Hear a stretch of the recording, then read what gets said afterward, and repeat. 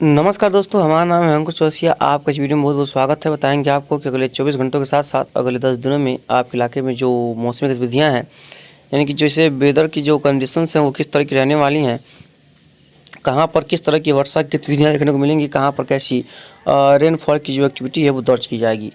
तो जैसा कि पहले जब सिस्टम बनने को था तो लग रहा था कि ये सिस्टम यहीं से स्ट्रेच हो जाएगा, यानी कि यहीं से स्ट्रेच होकर के यहाँ से हवाओं को इस तरह से फैलाएगा जिससे इन क्षेत्रों में सिस्टम के न रहते हुए भी काफ़ी ज़्यादा बारिश होगी। लेकिन ऐसा यहाँ पर नहीं हुआ, ये सिस्टम स्ट्रेच नहीं हुआ और मॉडल्स में जो है वो गलत ही लगभग प्रेडिक्ट किया है। ट्रैक लगभग थोड़ा बहुत अंतर इधर उधर हो रहा है, बाकी तो सब कुछ ठीक ही चल रहा है। देखिए जो गुजरात का सिस्टम है ये थोड़ा सा और स्ट्रांग हो चुका है, यानी कि ये जो है और भी मजबूत, यहाँ पर ये मजबूती इसको प्रदान हुआ है, जो कि एक अच्छा खबर यहाँ पर निकल के सामने आ रहा है। अब क्या होगा कि आज 3 तारीख है और लगभग सुबह के लगभग 7 बज रहे हैं और चलेंगे शाम के समय धीरे धीरे। तो सिस्टम जो है अब ये कल ये रात को 2 बजे करीब ये लैंडफॉल किया, ज़मीन तट पर टकराया। अब धीरे धीरे उत्तर की तरफ मूव करेगा, यानी कि जो इसकी संभावना है वो नॉर्थ की ओर जाने की है। जैसे कि देखिए यहाँ पर चलेंगे 2 बजे करीब तो देखेंगे अभी फ़िलहाल तो ये जो है काफ़ी नीचे इलाकों पे है और लगभग कहाँ पर है अगर देखेंगे सिस्टम की तो लगभग ये है कोरबा, यानी छत्तीसगढ़ के आसपास के क्षेत्रों पे कोरबा है, ये यहाँ पर रहेगा। और आज दोपहर 12 बजे तक देखेंगे तो ये जो है मतलब कि स्लो मूव करके कोरबा के निचले इलाकों पे था। देखिए ये रायपुर लगभग करीब करीब था, लेकिन उसका देखिए कोरबा को पार करके करीब करीब ये जो है सिंगरौली पहुँचेगा। ये पहुँचेगा करीब करीब 10 बजे 11 बजे रात को सिंगरौली पार करेगा, यानी सिंगरौली मतलब मध्य प्रदेश को पार करने की संभावना है इसके। उसके बाद कल सुबह जो है ये इसके कल सुबह 8 बजे करीब इसके लगभग ये उत्तर प्रदेश की ओर पहुंचने की संभावना है। और उसका देखेंगे ये जो है ये यहीं पर रहेगा और लगभग दिन भर यहीं पर रहेगा। उसके बाद जो है धीरे धीरे इसको पश्चिमी हवाएं जो पूर्व की ओर ढकेलना है इसको शुरू करेंगी और 5 के आसपास देखेंगे तो ये जो है धीरे धीरे ये बिहार के आसपास आकर के कमज़ोर हो जाएगा। उसके बाद समाप्त हो जाने की संभावना इसकी दिखाई पड़ी क्षेत्र के आसपास। और उसके बाद देखेंगे तो पूरा सिस्टम समाप्त हो जाएगा, 8 के आसपास ख़त्म हो जाएगा पूरा। 9 के कोई सिस्टम नहीं, 10 के आसपास कोई सिस्टम नहीं, 11 के आसपास कोई सिस्टम नहीं और 12 के आसपास देखेंगे कोई सिस्टम नहीं, 13 के आसपास भी देखेंगे कोई सिस्टम नहीं और उसके बाद 14 के 15 को देखेंगे कोई सिस्टम नहीं। उसके बाद देखेंगे 15 16 उसका देखेंगे 17, मतलब कि धीरे धीरे उस समय मानसून की जो है विदाई का जो है समय नज़दीक आ जाएगा और मानसून की विदाई लगभग कई इलाकों से होने की इस दौरान संभावना दिखाई पड़ रही है। जल्द ही मानसून इस समय विदा हो जाएगा। जीएफएस की बात करें तो ये दिखा रहा है कि ये सिस्टम अभी जो है वो उड़ीसा के तट को पार करके थोड़ा सा ही दूर आगे बढ़ा है, यानी कि इसका एक अलग टाइमिंग है, यानी कि जो ये बता रहा है कि जो सिस्टम तो तट को तो पार कर गया है लेकिन पार करके अभी उड़ीसा के कुछ ही इलाकों में है। क्योंकि जो सिस्टम वो देखिए कोरबा के नीचे दिखा रहा था और यहाँ पर, और ये देखिए कहाँ पर दिखा रहा है, यानी कि वो दिखा रहा था ये सिस्टम यहाँ पर और ये दिखा रहा है इसके नीचे जस्ट। तो करीब करीब थोड़ा बहुत अंतर दिखा रहे हैं सिस्टम्स का, कोई दिखा रहा है कहीं और, कोई और दिखा रहा है कहीं और आज दिखा रहा है कि ये जो है आज कल सुबह तक, मतलब कि कल सुबह ही दिखा रहा है, कल सुबह 3 बजे तक ये जो है सिंगरौली को पार करके आगे की तरफ मूव करेगा और काफ़ी करीब से गुजरेगा।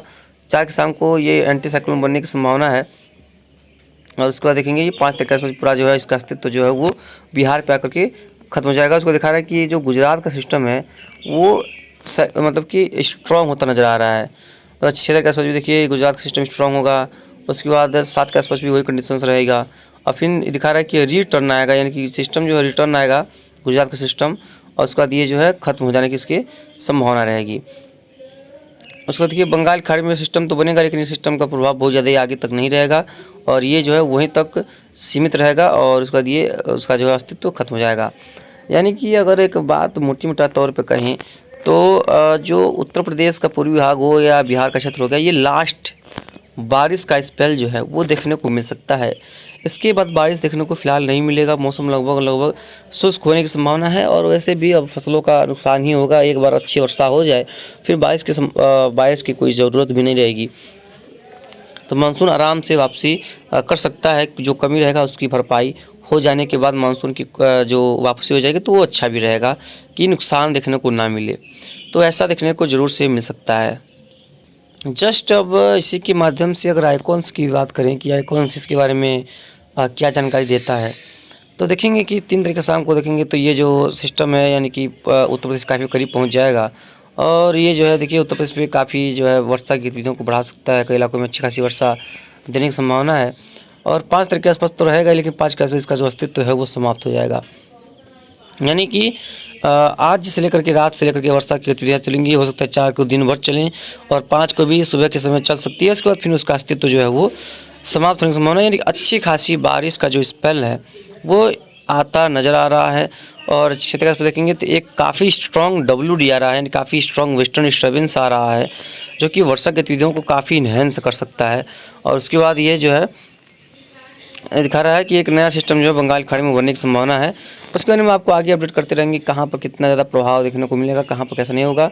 तो केवल GFS ही दिखा रहा है कि जो सिस्टम है गुजरात का वो उत्तर भारत की तरफ बढ़ेगा, लेकिन इस CMWF और आइकॉन्स इसके विपरीत हैं कि सिस्टम जो गुजरात का है वो भारत की तरफ नहीं बढ़ेगा, भारत से दूर ही रहने की इसकी संभावना काफ़ी ज़्यादा है। देखिए क्लाउडिंग की अगर बात करें जो कि अब जो सिस्टम है वो थोड़ा सा कमज़ोर हुआ है, लेकिन जब ये कल देखे तो कल काफ़ी स्ट्रांग था। कल इतनी खतरनाक क्लाउडिंग हुई थी, कल इतना ज़बरदस्त बादल बने थे। देखिए आज ही इसका बादल यहाँ पर बादल हैं, जो स्ट्रांग पैच है बादल का वो यहाँ पर है और कुछ बादलों का पैच यहाँ पर है। और देखिए जो अरब सागर सिस्टम है ये तो यहीं पर ही कभी कईने से पड़ा हुआ है। और देखिए यहाँ से मॉइस्चर एकदम खत्म हो चुका है, यहाँ से देखिए यहाँ से एकदम मॉइस्चर जो है वो समाप्त हो चुका है। लेकिन एक वेस्टर्न डिस्टर्बेंस जो है वो काफ़ी स्ट्रॉन्ग वेस्टर्न डिस्टर्बेंस जो है वो आ रहा है। देखिए ये रहा आपको वेस्टर्न, देखिए यही है क्योंकि देखिए कितना स्ट्रॉन्ग वेस्टर्न डिस्टर्बेंस है जो भारत की तरफ आता हुआ नज़र आ रहा है। तो ये जो है कई इलाकों में काफ़ी अच्छी खासी वर्षा देगा। और जो ये सब बादल दिख रहे हैं ये सब बादल धीरे धीरे उत्तर की तरफ आएंगे और इन क्षेत्रों में पहुंचने की संभावना इनकी दिखाई पड़ रही है। तो इससे क्या होगा कि सेंट्रल पार्ट्स उत्तर प्रदेश पे तो इसका प्रभाव बहुत ज़्यादा नहीं रहेगा, लेकिन पूर्वी पार्ट्स उत्तर पूर्वी पार्ट्स और बिहार के कई क्षेत्र में एक्सट्रीमली हैवी रेनफॉल की संभावना आज रात से लेकर के कल सुबह और कल दोपहर तक रहने की संभावना रहेगी। कई इलाकों में काफ़ी ज़्यादा वर्षा हो सकती है और 100-200 होगी 300 भी मिलीमीटर की बारिश का आंकड़ा यहाँ पर छू सकता है सिस्टम, क्योंकि हो सकता है कि वहाँ पर जाकर के ये थोड़ा सा स्ट्रॉन्ग हो सकता है। ऐसा अभी जो है मॉडल्स का संकेत है कि वहाँ पर जाने के बाद सिस्टम जो है वो थोड़ा सा स्ट्रॉन्ग होने की संभावना है। तो जो भी होगा इसके बारे में आपको लगातार आगे अपडेट करते रहेंगे। गुजरात वगैरह में भी इस तरह की गतिविधियाँ दिखाई पड़ रही हैं कई इलाकों में। बस लास्ट चांस और लास्ट उम्मीदें बाकी सब क्षेत्रों के लिए। बाकी तो अब धीरे धीरे जो है मौसम में बदलाव आ ही रहा है। जो भी होगा आपको लगातार आगे अपडेट करेंगे, कहाँ पर कैसी वर्षा होगी, किस तरह की वर्षा होगी। मिलते हैं इसके नेक्स्ट वीडियो में। लगातार चैनल पर आप लोगों को नहीं रहेगा जिससे किसी प्रकार से दिक्कतों का सामना करना बिल्कुल भी ना पड़े।